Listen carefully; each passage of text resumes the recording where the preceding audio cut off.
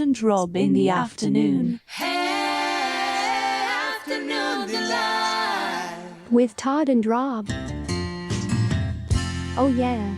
So here we are for another edition of the New Media Show, and Rob is in New York with doing the best he can on his iPhone and, I don't know, some sort of headset microphone setup. But the main thing is we can't hear the background, Rob. Yeah, well, there's not a lot going on quite yet. So. Oh, okay.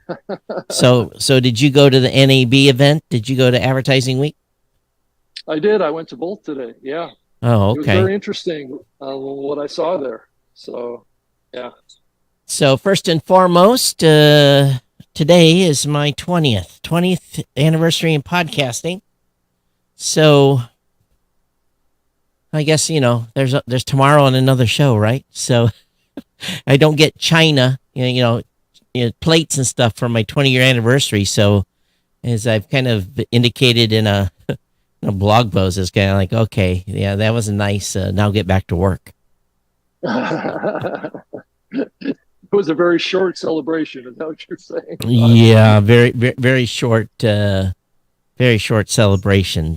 So, it is what it is. But so tell me, you're in New York. You went to Advertising Week. I guess we can start with that. So how's the NAB Advertising Week event? Well, I kind of went to both, Todd, to kind of get an assessment of what's going on with the NAB and, how many people are there. So it was, the NAB event was very well attended, I have to say. But like what we've seen at a lot of the other conferences, Todd, there's a lot of similarities in its design and a lot of panel sessions happening on the exhibition floor and lots of aisle space between rows of exhibitors. So, yeah. So I don't think that there's as many people turning out to exhibit at the NEB show, but there was a good group, and the number that I heard of attendees was over 10,000. So, I guess, in comparison to Las Vegas, it's just a fraction. Yeah, and it's always been a fractional show, but I don't know what their numbers normally are. Yeah, well, I think it's been in the 15 to 20,000 is what I remember in the past. So I think even the New York NAB show is off a little bit on its attendance and also on its exhibitors. So, but it's a good show. I went to a couple of podcasting panel sessions that were mostly populated by folks from the radio industry. So ones that, like Todd, you and I used to do a lot of radio events talking about podcasting. Well, it's safe to say that we've been fully replaced at those events by podcasting experts from the radio industry. So that's kind of, I think that's been going on for a while. And I think it's just because they have their own now, right? It isn't like they had to go into the podcasting industry to bring people into their events to talk about podcasting. Yeah. What kind of radio people? From the typical ones, iHeartRadio, Odyssey, and a bunch of independent kind of platforms and networks that were there talking about, this convergence that they're seeing in the market and that they're experiencing with their shows where they're trying to leverage the power of the broadcast tower in addition to the digital side, and they're trying to leverage that increasingly into, I think it was a quote that I heard on stage, of driving radio listeners to become podcast listeners. Well, so I wonder how that's working out for them, considering no one I know listens to the radio anymore. Well, I think it's a little bit of a clash of demographics, right?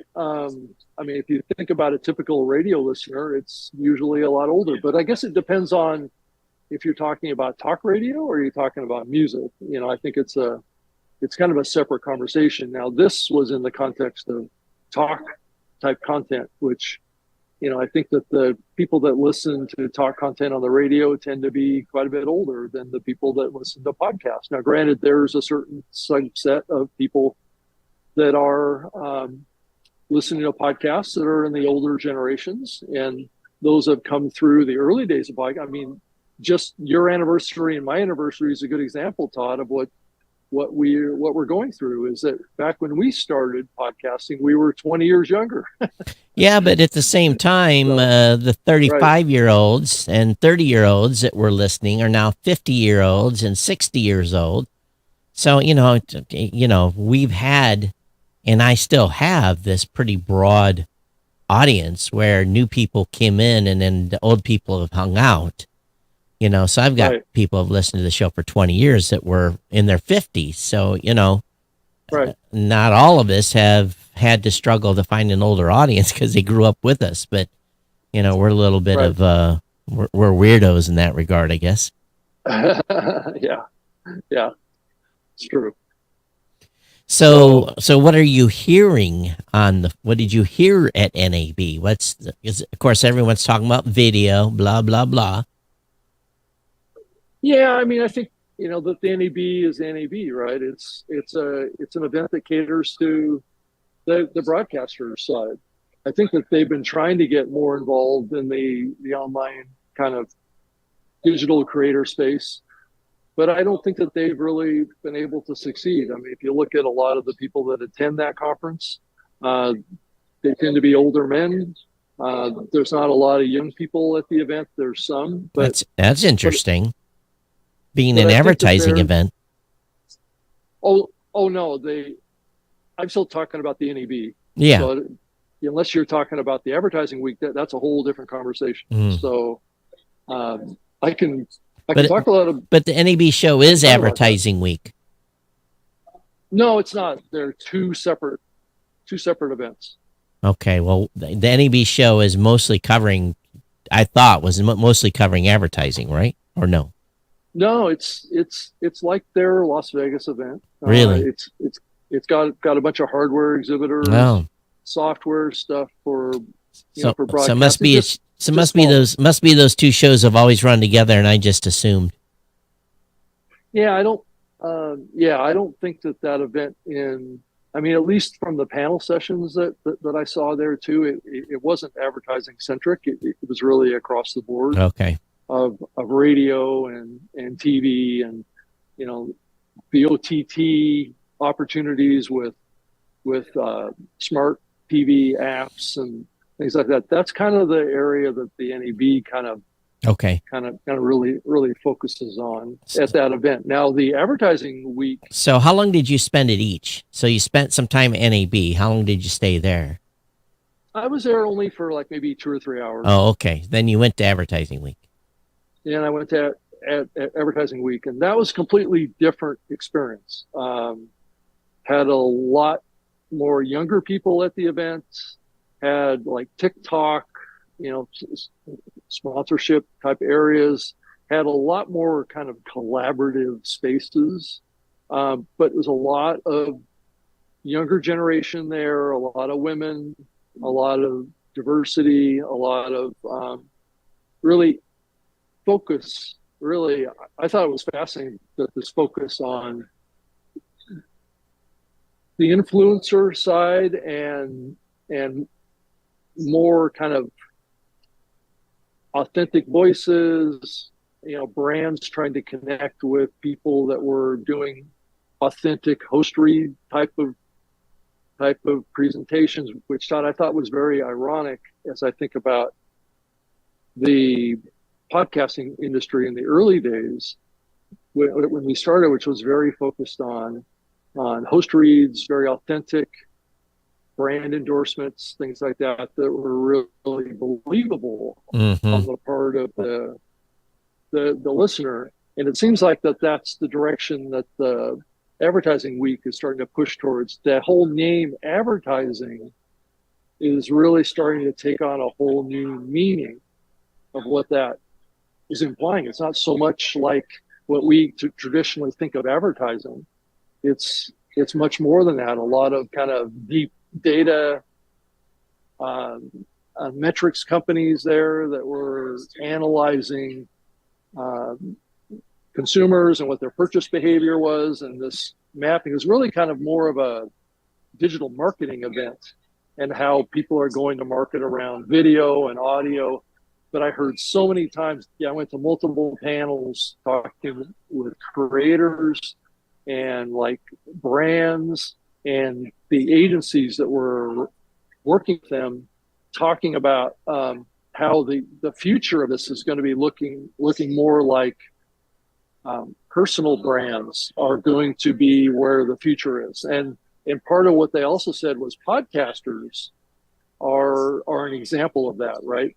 Podcasters building direct relationships with their audience and building those connections, and walking this line between pitching brands to them and being seen as authentic in what they're doing, but yet at the same time, maybe not taking on as many different brands, because then their authenticity starts to be eroded, right? Because they need to really speak with passion, that they really want to endorse those brands.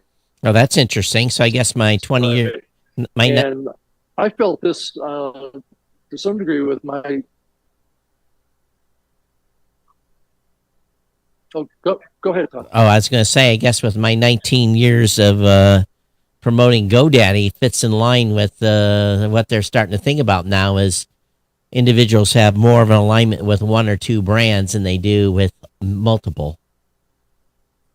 Well, yeah, and I think that there's a feeling that the audience, which I laughed when I heard this, is that the audience was smart, right? Okay. And they could sniff out kind of like a less than authentic endorsement, right? Wow. Which I laughed, because you and I both know that in the early days of podcasting, there were people that took sponsors and then they trashed the brands that sponsored. Yeah. Them, right. Yeah. So I thought that was like the next thing. Is that going to be the next thing that we see from the whole advertising side? It's just like the, fake it till you make it type of thing that, has happened in the past, and people have, has essentially, I guess for a better word, I don't know what I want to say, but I'm just laughing at it. Yeah. I mean, it's so funny to think about, if we think about all of these big media companies wanting to come into the podcasting space and do like what they did with radio, right? And now we're starting to see the industry, the next generation coming through here is starting to look at, well, I don't believe all those sponsor ads, and they're not very effective. So we need to go back to a new model, Todd. Oh, really? Yeah. Well, that's kind of funny. So apparently Adam Curry's doing the Boostagram Ball right now, and Dave Jones just boosted and said, going head-to-head with Boostagram Ball, bold move. Well, this is our normal schedule, so, I'm not changing my schedule because Boostagram Ball goes live at Wednesday at 3 p.m. now, so. Yeah, and that's why I'm doing this show from the Podfest tour event in New York, because I didn't want it to interfere with our show, but I wanted to be here too. So yeah. So it's just ironic, what is old is new again. So I guess there's hope yet that they'll understand the model of podcasting of authenticity. I've been inundated lately on YouTube with a certain green drink, seeing these green drink commercials. And AG1, is that what you're talking about? Well, I'm just going to talk about a green drink. And so what I wanted to do was, I've seen this, and some of these guys, I drink it every day, and I saw someone that has their first ad and said, yeah, I started drinking it, and I feel great, and blah, blah, blah. And I went and started doing a little bit of research about a green drink. And the reality behind that product, in my opinion, is it's amazing what the sales they've been able accomplished with influencers on, in my opinion, in Todd's opinion only, that this drink is less than what it is made out to be, in my opinion. So I'm being very careful here. So, if a green drink came to me and said, Todd, we want you to drink that product on your show, I would decline based upon what I know about that product, what I personally read about. Now, if Red Bull comes to me and says, hey, Todd, we'd love to have you be a sponsor, I'd say, hell yeah, I love Red Bull. Is it bad for me? I don't care. I like it. I drink it in moderation. So, and again, say what you will say about Red Bull. I'm a fan. It's because I like the product, but I also don't drink 5 cans a day and give myself a heart attack. So I think that, again, what can you talk about and give your, and everyone knows what Red Bull is. So there's people out there that tell me all the time, quit drinking that, but I like it. So if I have 2 or 3 a week, I guess that's in moderation, right? Yeah. Yeah, actually, one of the panel sessions that I went to at the advertising week had the CEO of AG1 on stage. Oh, really? Yeah, and she was talking to a couple of big YouTube creators, podcasters on stage, and then she had also had on the stage too an agency that was working with creators. But that's what that conversation that I heard earlier that I was talking about was how AG1, which is it's a brand of one of the companies that's making the kind of product you were just talking about, is trying to work with influencers, right? They want to be very selective to work with certain influencers that they think have genuine, authentic trust relationships with their audience. And that's not everybody, right? Some of the content creators out there, they don't think that they have that authentic relationship with their audience. So they don't want to work with them. Oh. So it's, it gets back to that thing that we were just talking about, Todd. It seems like things are coming full circle on all this stuff. I walked away from a lot of money in the early years, a lot. I remember having a deal presented to me personally. It was like $5,000 for 4 episodes, and it was some product that was just, I guess for a better word, slimy. And I just couldn't bring it. When I tell you, walking away from $5,000, and I'm thinking, how can I spin this? Can I say I'm not endorsed or, some sort of, but there was just no way. There was just no way to get around the slimy feel of this product. I had to turn it away, and of course you never tell those stories to your audience, that you just gave up $5,000 because the product was slimy. So,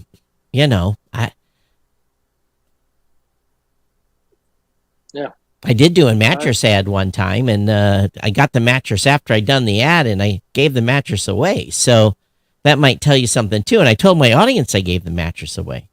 So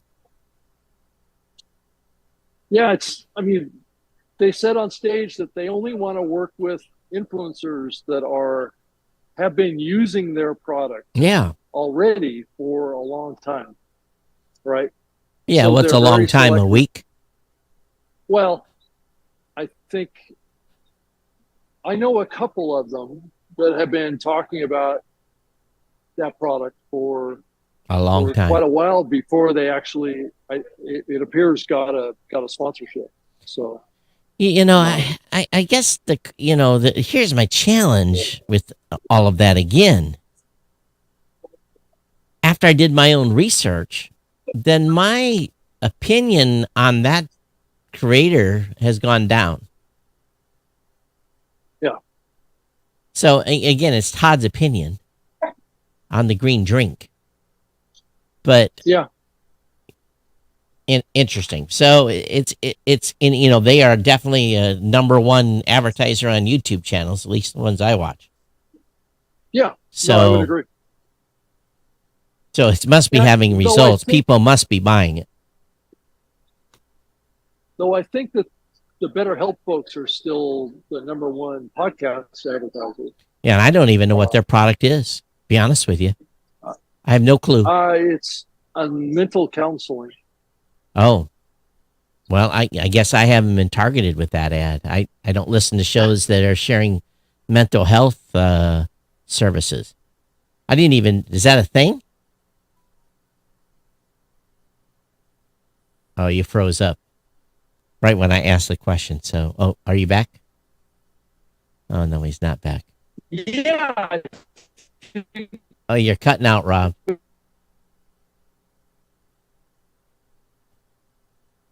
Hello. Maybe Rob's going to have to disconnect and come back. So I guess, I've heard this name, so I guess it must be a big business out there. If they're the number one subscriber of or number one advertiser of online, I guess what's the word? Psychiatric help, or I guess it's psychiatric help. I'm thinking. Anyway, see if Rob disconnects here. But he definitely is not. This is what happens when you're remote somewhere and you're using Wi-Fi or your LTE connection to do stuff. Rob had some stuff in the agenda today. Let's see if I can look at what he wanted to talk about. Wanted to talk about growing paywall access, how more podcasts move behind paywalls and what it means for creators and listeners. I was talking with a client today. Oh, there he goes. To see if he comes back. Are you guys liking that effect on the screen right now, on how it went into infinity? Let me come back to. And now it's weird because you guys can see the other screen. Let's see if I can. Oh, here he comes.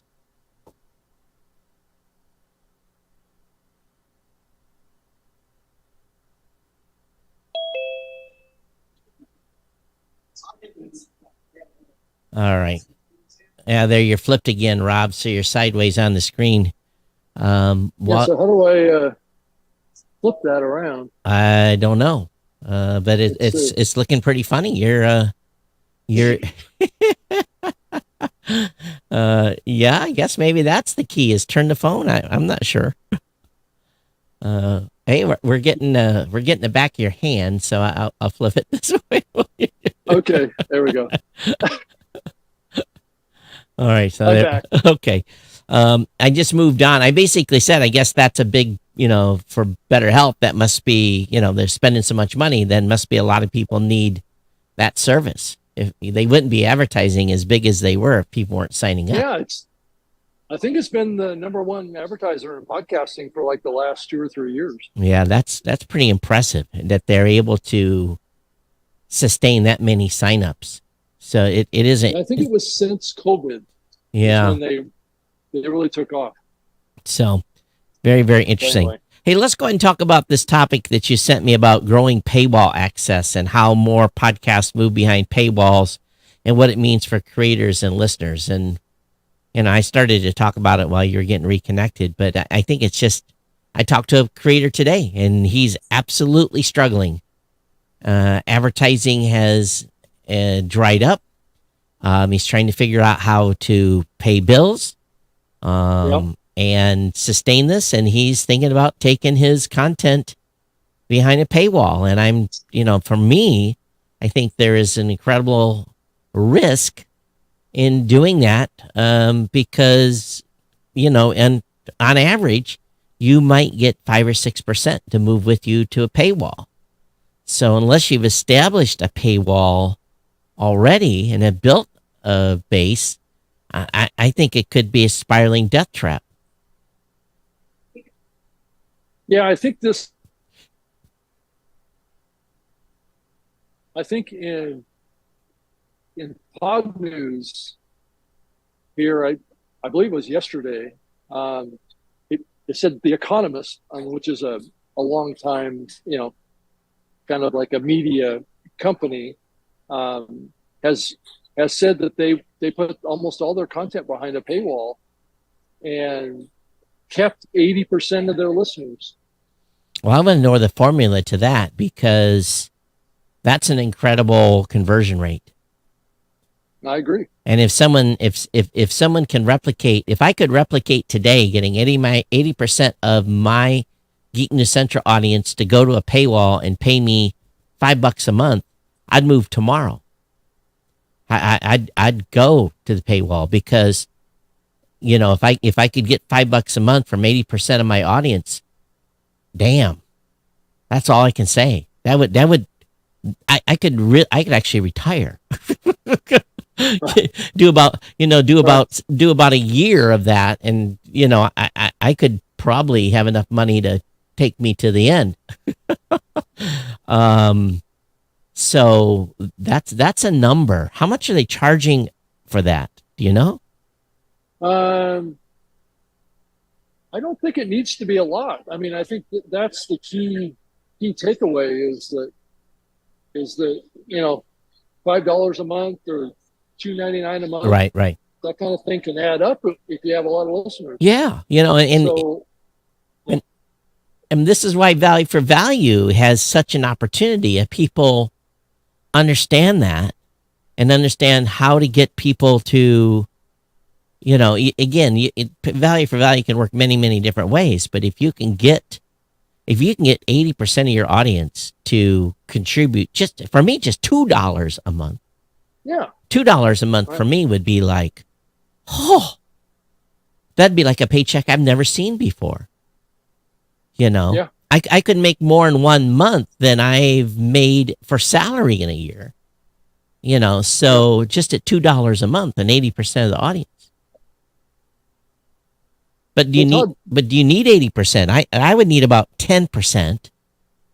10% to go, and that would be incredible. I mean, I think the whole freemium model has a lot of validity, I think, of making some content free and some content behind the paywall. And I think that may be where we're going for a couple of reasons, Todd. And it's not so much financial. It's also about freely being able to express yourself and free speech to some degree, right? Yeah. Does factor into this. But I do know creators that are putting out free content that they're concerned about that. Yeah. And then they're putting out content inside their paywalls that are not being self-censored. Yeah. And that's the value add right there. There's no doubt that if you work at it, and I've always contended the reason that my audience doesn't contribute more is because I still have a sponsor. I'm getting a check every month. So, so that's what I contend with. I took a picture. I have a different YouTube channel. It's called, what do I actually call the thing? Let me go over here. It's Beyond the Office is what I call it. It's one of my, a side channel I'm just playing with, and I don't put too much stuff on it on YouTube. And I put up a post the other day about, essentially exactly what my move here to this studio, and what happened, and I got a lot of response to that video, and basically where I said don't build your castle on rented land. It's one of the highest viewing videos I've ever put out, and the comments came in, and the trolls came in right away and says all that gear and doesn't have a clue, and I'm like, yeah. Fuck you. I do have a clue. I just choose to do it a different way. Yeah, right. And so that's another problem too, is the trolls come in and making YouTube channels. I can see where that, something you have to deal with, where you don't have to deal with too many trolls in podcasting per se. So I don't know. Yeah, so Todd, I'm also seeing that this whole conversation around subscription platforms and stuff also has a little caveat, is that it's just like what you said. If you have a good existing audience base that has a loyal following to you, you'll probably more likely to be able to convert them. Right. And So- that economist is definitely targeted, and sounds like probably all financial advice. And Right. and if the content's valuable and the people are getting value, again, value for value, they're getting value out of the content and they're willing to pay $2.99 a month to have access to it. You know, it's just like Chat GPT right now. It's the cheapest $20 investment I've got. And, you know, some people are going to laugh at that, but you know, it saved me from hiring an assistant for a year. But now I'm at a point where I'm probably going to hire an executive assistant because I've just, you know, I've run out of cycles again. No matter what Chat GPT is doing to help me, you know, and idea and, you know, whatever else I'm using it for. So I think that the paywall, if you're getting value, again, but is value, you know, the thing we have to be cautious of, maybe an episode's worth $100, maybe an episode's worth 1,000. So if you limit yourself to $2.99, that you know, again, you know, which way to go. And I know that, you know, we've talked about value for value a lot here and had Adam on, and he's a master of it, of course. But at the same time, I don't know. You know, we spent last week. I had my team, most of my team in Florida, and we were in Jensen, Florida, and we were staying at a place called the Hutchinson Resort. Very nice place, right on the ocean. Matter of fact, I opened my door every morning, got sunrise and the crash of the Atlantic. But you know, we spent a lot of time talking about, you know, how we're going to help podcasters. And, you know, one thing that we've learned for sure is, you know, a podcaster can say, well, I'm going to do premium.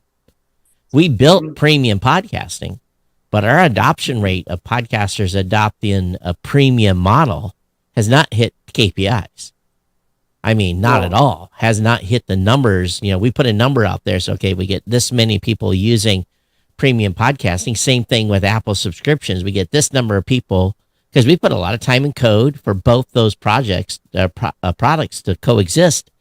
And it's easy. A lot of people say they want to do it, but very few actually implement it. So, you know, we had a list of podcasters, probably 40, that said, oh, I want premium. I want to do premium. Yet to a person, just a small number of them have actually implemented it. So it's easy to say, hard to implement. It is. And Todd, that's a good point, because I think we can all think about this stuff and hear people talk about it, but it's another matter to actually make it happen, right? And to make it a real thing. Yeah. And it may not be something that everybody can do. I mean, if your only example is The Economist, in being able to do that, or like Slate or some other kind of big top, you know, publication that's been around, or the New York Times or Wall Street Journal, or some of these will be able to do it.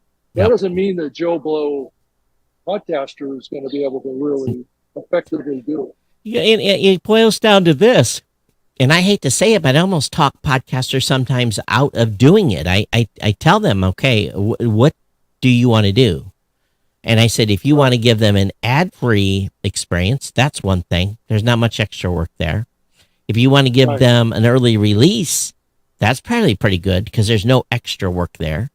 But if you want to give them an extra episode, as soon as you commit to that, then you have to have an extra episode, however often you've committed to, for 1, 200, 500. You don't know how many subscribers you're going to get, but you've also committed to it. So I always tell folks that are thinking about going to a paywall, it's much, much better to have either an ad-free offering where they don't have to listen to the ads you've already got, or number two, they get the content early. And to be honest with you, you have to have super, super valuable content In order for someone to say, okay, for $2.99, I'll get the podcast 5 days earlier than those that don't. So you have to consistently deliver enough value to make some there has to be some competitive reason to get the episode 5 days early. It's like the marketing AI show. I would pay to get that show early. I would pay to get that before everyone else got to hear it, because there's stuff in there that for 5 days could end up being enough competitive advantage of an idea that you gained from that show to give me enough head start to make it worth that money every month. So, yeah. Yeah, and Todd, I've been seeing a growth on Pod News here lately. I mean, to bring up James a little bit here, is I've noticed that his list of personal sponsors, Yeah. has been growing. Yep. Right. And I think that is a little bit of a similar type of a relationship. Sure. Right. It's almost like this. He could probably convert that group that he has into a special group that he would have a different kind of a relationship with than just getting a newsletter every day. Yep. Well, that's what Sounds Profitable did. Yeah. Well, yeah.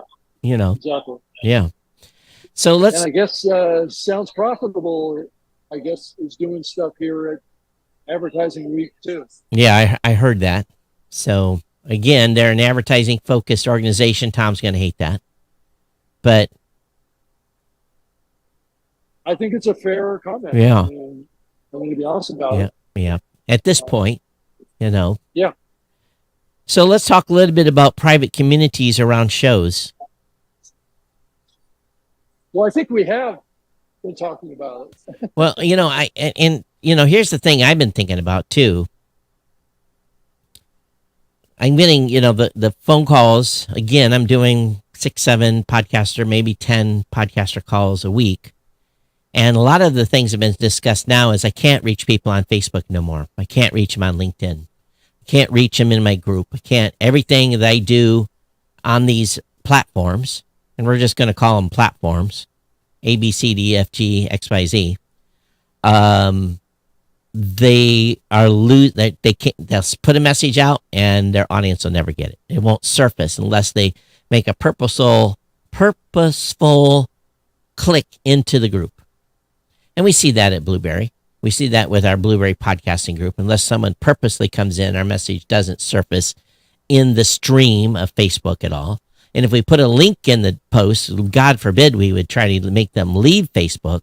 It even gets, it gets plummeted even further down. Same thing with X. So private communities, I think at this point, anyone that's building a community on a social media platform is an idiot. I'm just going to say it frank.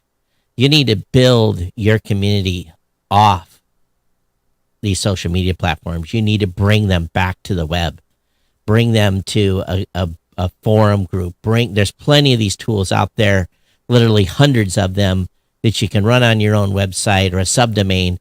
I think the key is if you want to, and I've tried it in the past, and it's very, very hard. But if you start and build a community location somewhere off of social, I think it's a much better way to go at this point. And why? Because you're not reaching your tribe. You're being prevented by the gatekeepers of any message that you put out. Yeah. Well, there are platforms, but Todd, this is where it conflicts with this thought that you need to own your own real estate, right? Yeah. Is that there's like schools and there's like Kajabi platforms that are out there that people can build a community that's theirs, branded them, has a custom domain name. Well, all that stuff. I'm not against that at all. I think and if you're willing to pay for that and that company is not going to be moving anywhere, of course do that. Right. But the key is get off social. Get them off Facebook and get them off of Yeah. Google groups. Get them off that kind of Facebook. stuff. Send them to a destination. Send them to community dot something. Send them someplace where when they come there, they are going to see your tribe. You look at what Patreon does. And if you build a Patreon following on Patreon and you post something new, you get an email and you go to the Patreon page and you get access to I pay for a few services where I get free episodes or exclusive group or whatever. I go there and watch, but most of the times now those videos that are on Patreon are not being tied to YouTube anymore. They're usually in Vimeo because YouTube has got such strict policies again on discussion. So people are putting, you say one thing wrong and that content's not available. But again, I think it's important if you're going to have an external platform to send your community to, and you want to put videos and stuff up there to talk to your community, that platform should support that. Should support, having the ability to put a video on it or whatever you want to do to reach the community.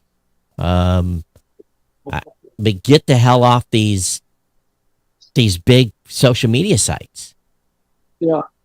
I think you still have to promote on there with whatever messaging gets through and buy your way into, SEM, buy your way into placement. But I just don't think that building a community on a big social network right now is smart. I don't think that you can build it off of your own website. No. And have it work, right? Yeah, well, you could. But again, how much work does, most people are not geeks, so they need to go on some platform that has these tools that you can easily organize. Right. Yeah. Yeah, so that's probably the best option right now. And then there's those that will build on like a Patreon or something like that. Yeah. But that's not so much of a community platform. No. But also, Todd, I've been thinking about this too, this whole concept of building a community. I've been hearing some thought leaders out there talking about, well, maybe we shouldn't be talking about the concept of community. What we should be talking about is the concept of creating deeper individual connections with our audience members. And if you use a term community, it almost like it doesn't give the amount of, I guess, purpose. Well, let me guess though. That's all based upon spying analysis to say listener 1 loved my discussion about the RIAA. Listener 2 loved my discussion about the FAA, and let me send a custom message to each based upon me spying on what they like. Yeah. And I hate to say it, but boy, that's what that person was really saying and having a deeper connection. No, it wasn't a deeper connection about you love me and you love my content. It's about let me go ahead and target that person, which is just another form of advertising. Yeah, I think if you think about it at scale, I agree with you, because you can't have a close individual kind of connection or a relationship with 10,000 or 50,000 different audience members, but tech could give you that ability, right? Yeah. I and there's a fine line there, but I think it would be better if you are doing a Kajabi or something like that than to segment the community. And again, I don't know. I guess you just saw somebody that you know. I see you waving at someone. Oh yeah. If you're going to set up a community, then you should segment your community based upon your content topics so that they can find other people. But you have to be too careful. You can't segment too much in those types of community because no one's going to talk to one another. And again, you got to build volume. You got to have 2 or 3 people in there not contributing, and it looks like it's worse than anything else. I think you have to be careful on that deployment. Yeah. So you want me to? I can bring in Mr. Andrew Weiss we want to have him join If us. if we can hear him, I can barely hear you half the time. So Oh, yeah, that could be a problem. I'm not sure. Yeah, as far as you being heard, Andrew. yeah, that's the challenge. Um, so I saw your topic here today, and I'm like, this is really not happening that much. But you're saying, oh, I bet you're reacting to the Spotify interview about how we don't need RSS. Well, I've been hearing more and more talk about people in the industry not wanting to say it publicly, but people are starting to lean this direction. Well, good luck to them that want to do that. I mean, Todd, I don't like it either, but I've had lots of conversations with lots of different people talking about what's the future of video in RSS. Well, we already know it's video in RSS is rich. We just got to have people surface it. Well, I agree with that, but the question is that there's so much momentum around video outside of RSS now. I don't know what Apple's going to do. I don't know what Apple's going to do. Well, we'll see. I don't think it's going to happen fast enough. But again, I don't. As a hosting provider, I'm not hearing this. This is the interesting thing.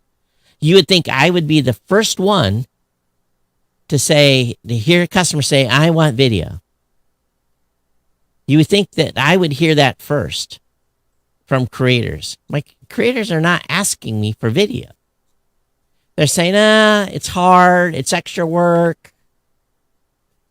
Yeah, I think it's probably a different creator, Tom. No, it's a smaller segment of a different creator. But they're not podcasters then. They're YouTubers. Well, no, I'm talking about the other way around. I think the people that we typically hear from are people that are more audio centric. Oh, I hear from I've got 100,000 people using our products and services. So if I'm not hearing it from that segment saying you need more support for video, where else are we going to hear it?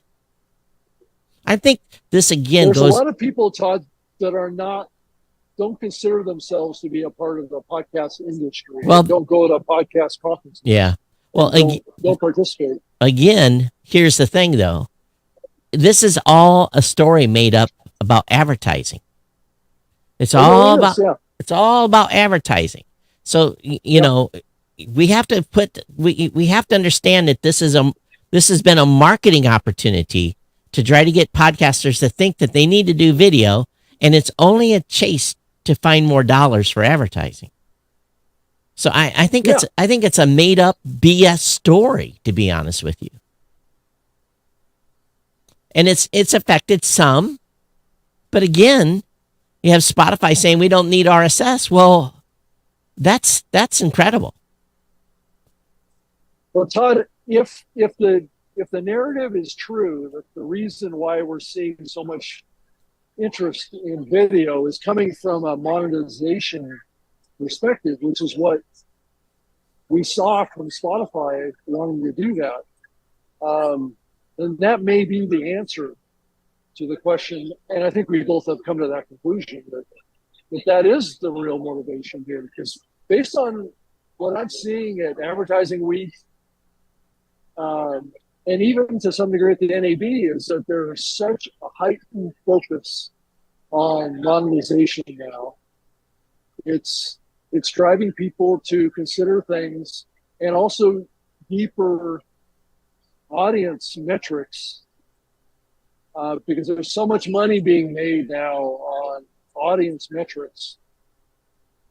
Like I spoke to the Instacart folks at the Advertising Week folks platform, selling groceries and food and delivering it, things like that.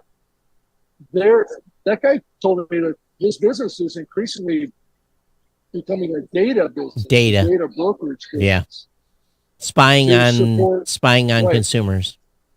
Right, and giving and sharing that data with the brands. Yep.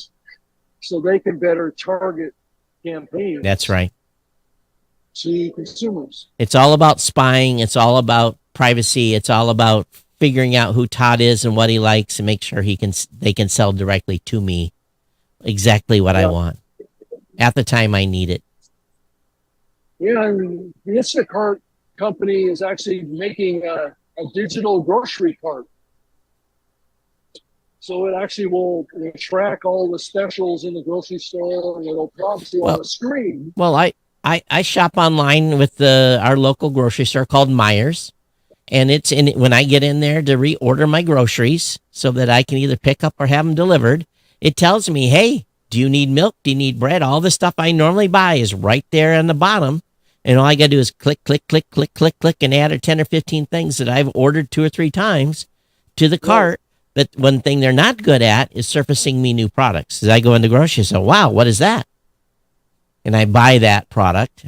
And as long as I don't use my rewards card, well, they probably know through credit card. They tie it back. But, we are, what we are is, I don't have it here.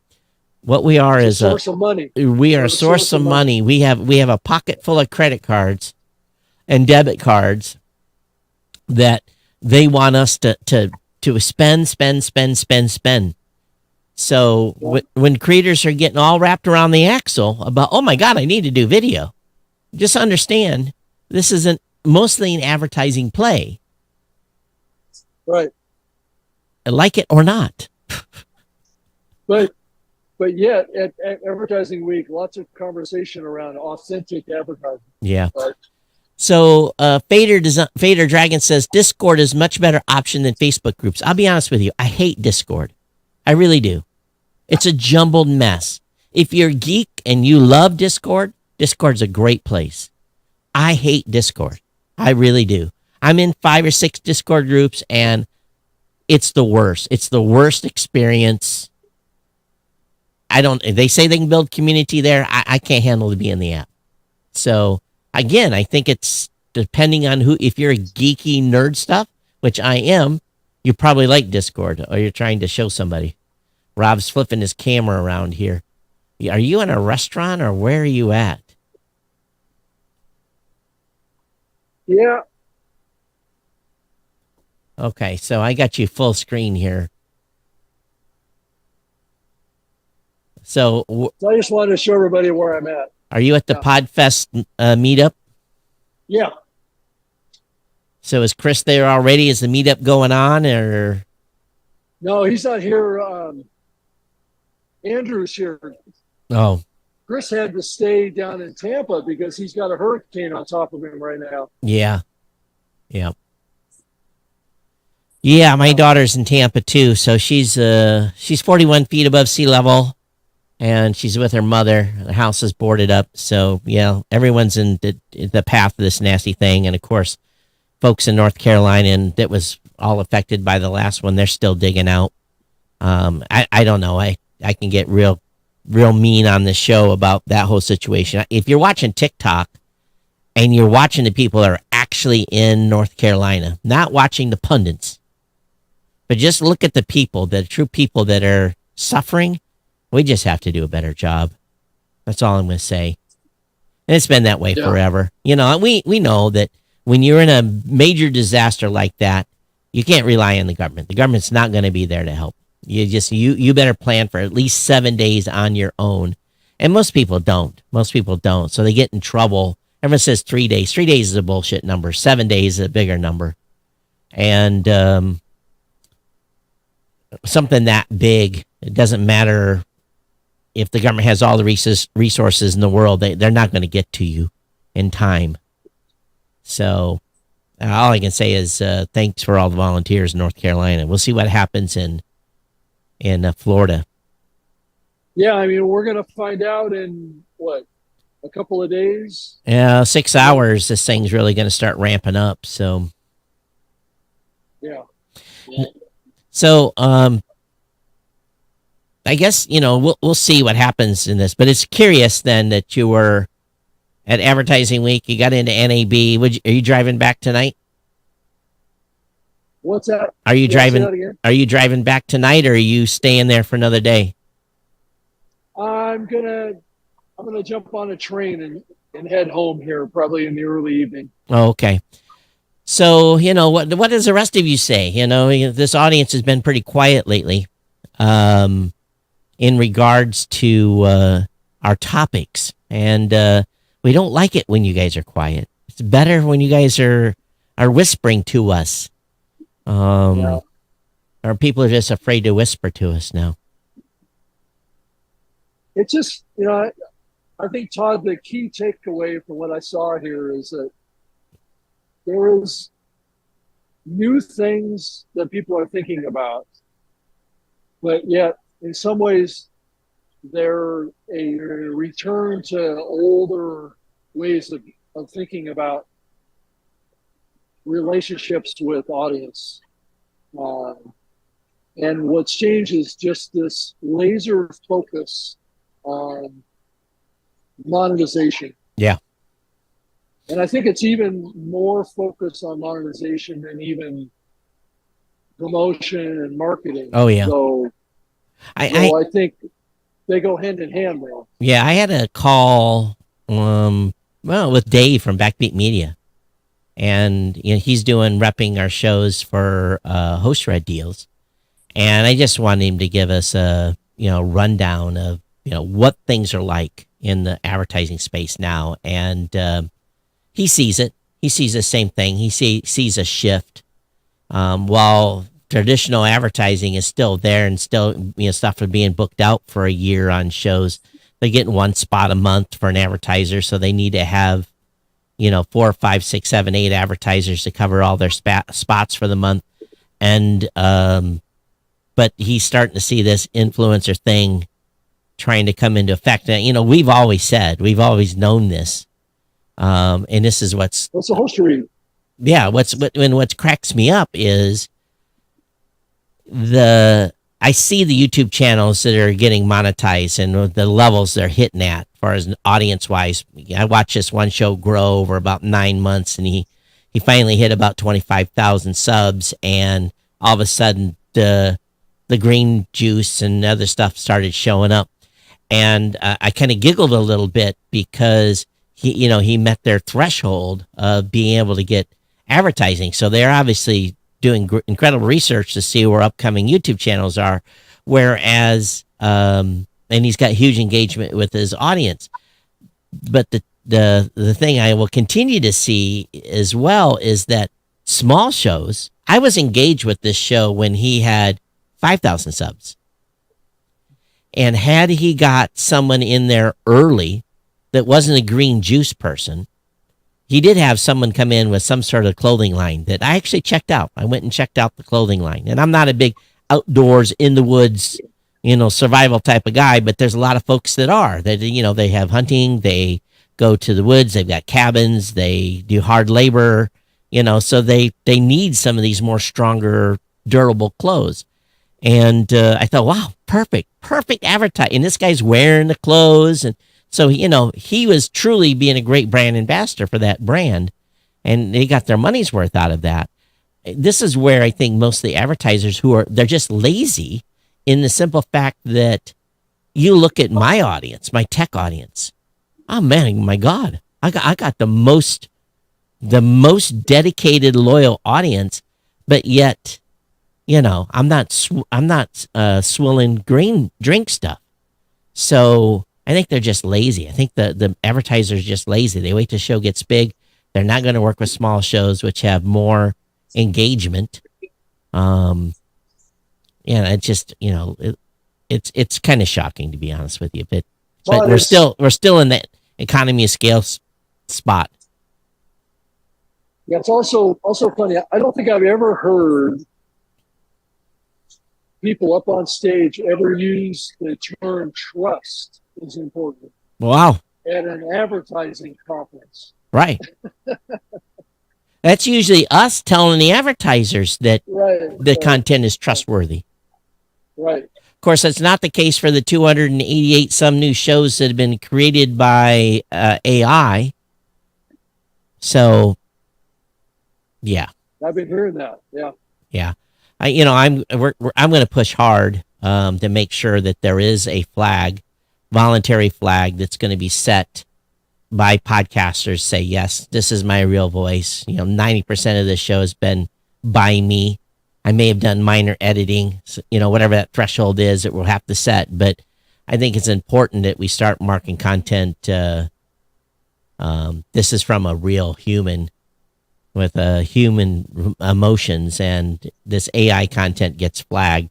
And we can flag it ourselves, or the creator can flag it. I think it'll be important that we have some policing going on. So, Todd, do you think that we are going to reach a point where AI content will be flagged, and it's going to be like a regulation with the FCC or something like that? I think internally we need to self-police immediately, because it's already, it's recognizable now. We can actually hear. We know what some of these voices sound like, but it won't be very long. Someone was telling me they were using 11 labs and they were converting their English show into Spanish. And the reason that the Spanish speaking episode resonated with US people, but did not resonate in Mexico. And the reason it didn't was because the Spanish speaker was from the United States, not from Mexico. So the 11 labs Spanish did not have the tone and inflection of someone truly from Mexico. It makes sense. It said the translations were right, but the persona that was put forth was not. So, I think that type of content needs to be, original content, but voice cloned. I think some of this stuff we're going to have to designate this in the content. It pisses me off already when I go on YouTube and I know the content is done by an AI. I downvote those videos. I go immediately and downvote that content. And I don't listen to the whole thing because I don't want to be dribbled to by a transcript that was 100% AI generated. And it's all over YouTube right now. And they need to get a handle on it. So if they have to get a handle on it, it's out of control. It's going to get out of control here. Yeah, and then there's going to be a mad rush to get control of it. I'm sorry? I said there's probably going to be a mad rush to actually get control of the AI content and identify it. But it's probably going to get so much that it's going to be hard to get it under control again. Paula says, hi, Todd. Hi, Rob. Bader Dragon says, again, getting tired of stuff made by AI on YouTube. It should be flagged and displayed prominently when something mostly AI is generated. Yes, downvote the AI stuff. I do that too. So, yeah. And it's a real problem. I would say stuff that surfaced in my home screen where they're trying to get me to discover stuff is probably 3 out of 10 is AI generated, just voices. And it's just monotone read, shows some pictures. So it's mass produced shit is what it is. And I'm sure it'll get better, but there needs to be some flagging put on it. And if podcasting 2.0 doesn't get it, I'm sure they're going to get it in there. We're going to put something out in our system and find a way to flag it. It's just, we need to do so. But I don't know where those 288 shows went. I bet you they went somewhere, place where it was free, where you can just put this dribble out, just like the test shows that were showing up before. So I'd be real curious to see where those 288 AI shows that was talked about in Pod News went, where they're hosted at. Well, I think the danger is that not all the platforms will identify the content. Well, then so some platforms will not, and some will. And if the creators are going to go that want to use AI are going to go to the platforms.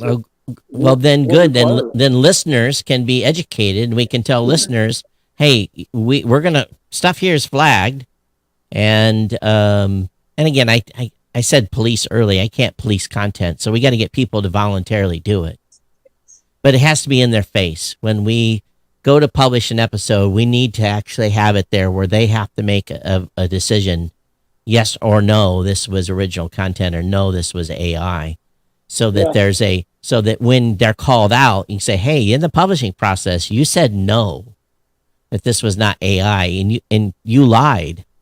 There should be consequences for that. There should be terms of service consequences for this type of stuff. Yeah. But I don't think some of those other, how many letters in that company's name? 6. If it's not, and YouTube has a policy now, you're supposed to be flagging it, but this other company doesn't, that talked about doing away with RSS and don't needing RSS. They don't have any flags for AI. So that's where all that content's going to go. Yeah. Well, I thought that YouTube put out. They did.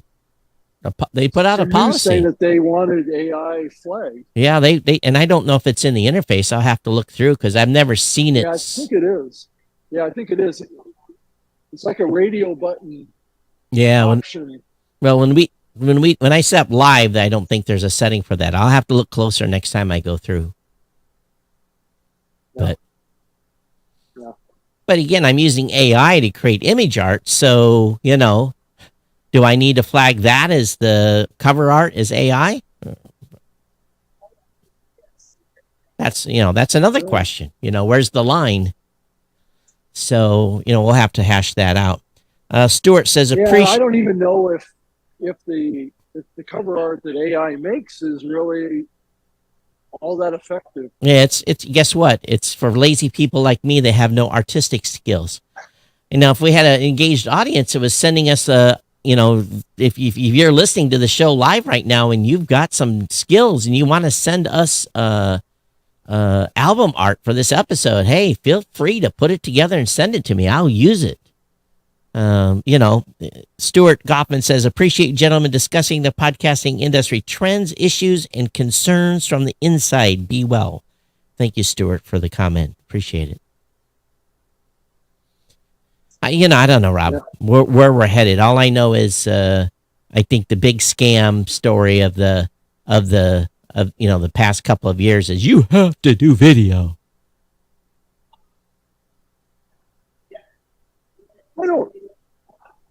And if you do and you're successful, congratulations. I'm not saying don't do it. Yeah, I don't think that everybody has to do video. I don't agree with that thought. Yeah, I don't think they should too either, but that's the bill of goods that's being sold. I think that's the perception that a lot of creators have right now, is that they want to play in the current ecosystem that exists of shorts and long-form content and podcasts and all that stuff, that they have to be doing all that stuff. Well, I don't mind if you want to do shorts and stuff like that and it's effective to growing your audience. Here's the key. In the end, it really means there's only one thing. If you can build 1 million listeners on YouTube, congratulations, go for it. If you can build 1 million listeners on podcasting, congratulations, go for it. There's no rules. Do what you want to do.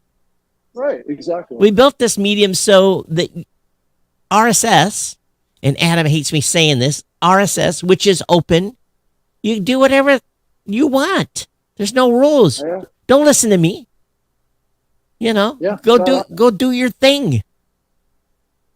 I agree with that, and there are audio creators and there's video creators. Yeah. There aren't that many audio video creators, actually. And we do really well on audio and very bad on video, even though 20% of you watch this show on Apple Podcast. Thank you. Because we've trained you that you can do that. Yeah. It's do what you want, but there also is some feeling out there that if you want to grow faster, there are certain things that maybe you should do. Oh, if you want to grow faster, you got to work. Yeah, well, doing audio and video equates to work. Right, you got to work. 100%. You know, and then doing shorts and doing all the other things you have to do to be a content creator. It's mind-boggling. I went. I'm doing my show tonight to talk about the 20th year of podcasting, and I'm going to go do quite of a rundown memory lane. Started doing video in 2009, Rob. One of the few. So 2009 I've been doing video, and guess what? Most everyone listens. So when someone tells me, "Oh, you got to do video," I'm like, "Okay." Like this show's been doing video a long time, but podcasting started with a lot of video, so this isn't anything new for us. And by the way, I screwed up the other day. I'm a very, very bad host. We didn't cross 500. We crossed 600. Yeah, that's what I thought. So last show was 601, not 501. Yeah. Yeah. That's equivalent to what? 12 years. Well, if you think about I had the date somewhere written down, but if you think about 601 and you think about time, that means those of you that have been here from the early days, you've listened to Rob and I for 900 hours. So you should know us. You should know us well. You should know what we're going to say and what we're going to bitch about and everything else. Good or bad. Right. Exactly. And we really do need, Rob, someone asked for their PhD the other day. We really need, if you've got any graphic skills, we need someone to create us a PhD in podcasting certificate. Okay. So if you want to add value for the show and you have artistic skills, create me something really super off the top, moonshot, PhD in podcasting, something very flamboyant. And we will, for the new media show, PhD in podcasting, and we'll start issuing those. But I think we'll have to charge for that, just like you charge to get. There's some church out there you can pay $99 or something like that, and you can become ordained and actually do marriages. So we should have something like that where you pay $99 to get your PhD. Yeah, right. Well, it looks like you're getting bothered. Any other takeaways here? I thought I just got this. What does it say? I don't know if you can see it. You got to hold it still. You are talking very loudly and it is very distracting. Oh. Yeah. Oh, they're saying that to you? Yeah. Yeah, because I'm having to speak up pretty high because of their noise. Okay. Well, I guess we'll let you go back to the party and not be distracting. I guess not. Yeah.